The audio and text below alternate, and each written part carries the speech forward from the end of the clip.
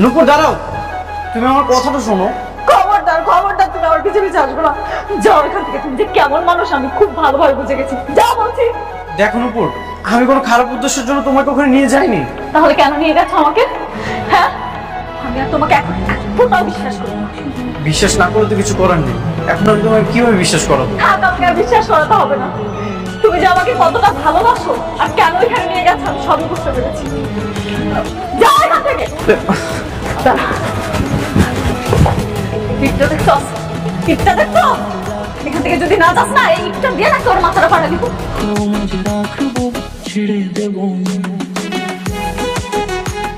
এই ছেলে, তুমি ওখানে কি করছো? না মানে ভাইয়া, একটু কাজ আছে, এই জন্য ভিতরে যাচ্ছিলাম আর কি।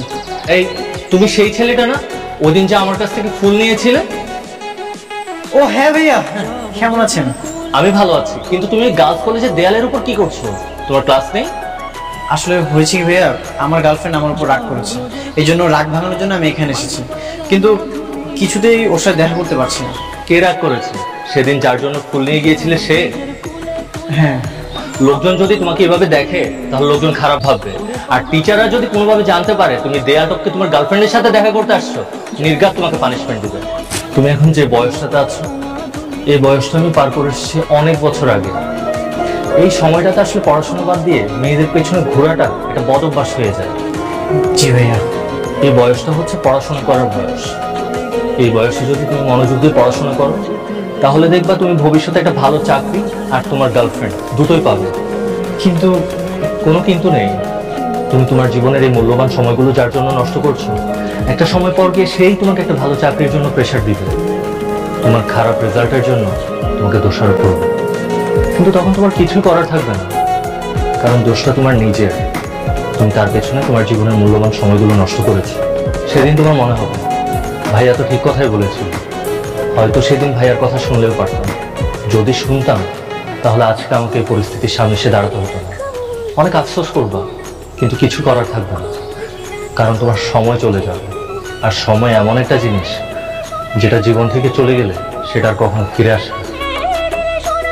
সাবধান করার ছিল, তাই সাবধান করে দিলাম।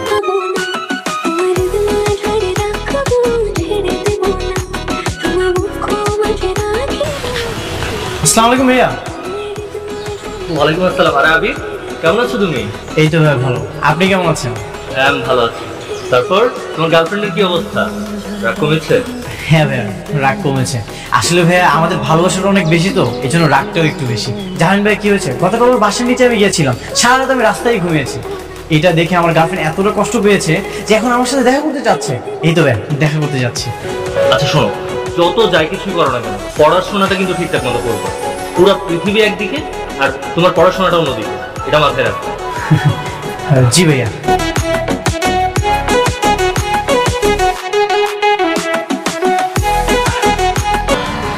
তুমি আমাকে হসপিটাল নিয়ে এসছো তাই না? জি ভাইয়া। থ্যাংকস আবির। বিয়ের কার্ড কই, দাও তো দেখি কেমন হয়েছে তোমার বিয়ের কার্ড।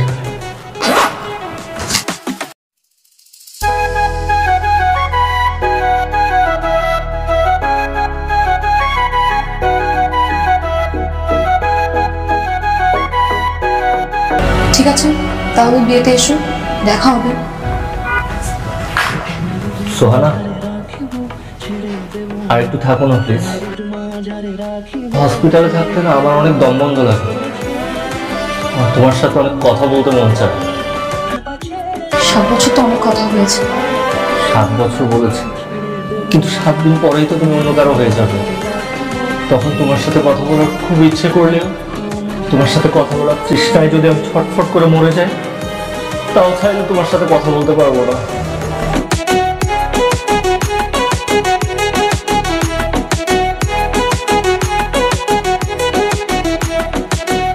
কি হচ্ছে কি এসব? সরি, ভুল হয়ে গেছে, আর হবে না। তুমি এক্ষুনি এখান থেকে চলে যাবো, কোনো সরিতে কাজ হবে না, আমি যাব না। তোমার যা খুশি তুমি তাই করো। শোনো, খুলে খুলে মাগো পায়ের মাধুরী। তোমার দেওয়া সবগুলো গিফট এখানে আছে, মানে যেগুলো ফেরত দেওয়া সম্ভব আর কি। কিন্তু আমি তো এবার ফেরত নেওয়ার জন্য তোমাকে দেইনি। যে তোমাকে ভালোবেসেছিলাম সেই তুমি তো আর আমার কাছে নেই। তুমি যেহেতু আমার কাছে নেই, তাহলে তোমার এই উপহারগুলো আমার কাছে রেখে দিতে হবে। হয়তো এগুলো দেখবো, আমার মনে কষ্ট হবে, স্মৃতি মনে পড়বে। আচ্ছা তুমি যেহেতু বলছো, আমি আর জোর করবো। চলে গেলে যেতে দেব সেদিন তুমি হসপিটাল থেকে যাওয়ার পর একটা কথা অনেক ভাবলাম। সেদিন যদি তোমাকে প্রপোজ না করতাম, তোমার পেছনে এভাবে পড়ে না থাকতাম, তাহলে হয়তো বা আজকে আমি নিজেও কোনো একটা বিসিএস ক্যাডার কিংবা এমন কিছু একটা হতাম। হয়তো নিজের জীবনটা নিজেই নষ্ট করলাম, থেকে সবকিছু হারালাম। আর আজকে সেই সবকিছু না থাকার কারণে তোমাকেও হারিয়ে বসলাম। সত্যি জীবন অনেক অদ্ভুত। আজকে আমি যাই। আমি জানি তোমার বিয়েতে আসবে না, তোমার সাথে কখনো দেখা হবে কিন্তু তাও জানি না। তুমি না একটা কথা সত্যি বলেছিলে, ভাগ্য সবসময় সবার পক্ষে থাকে না। আসি। এই না, তোমার জন্য নিয়ে এসেছি আমার শোকেস থেকে চুরি করে। সুন্দর না? Thank you. সত্যি করে বলো, তুমি আমাকে কখনো ছেড়ে চলে যাবে না তো? আমি তোমাকে 100 বার বলেছি যে আমি তোমাকে কখনো ছেড়ে যাবো।